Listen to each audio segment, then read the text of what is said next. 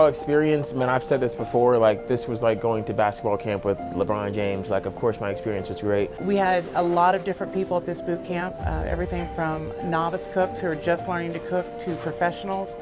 And I think everybody took something away from it. Jacob's F-Step program is like nothing I've ever seen. Having previously attended in 2009 or so the Culinary Institute of America program, looking at the return on investment and saying there's got to be a better way.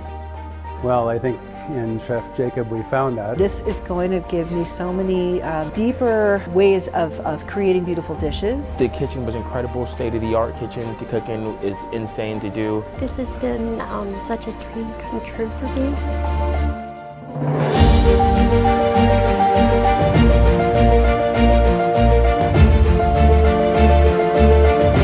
So when you cook with confidence, you are sure to have success on the plate.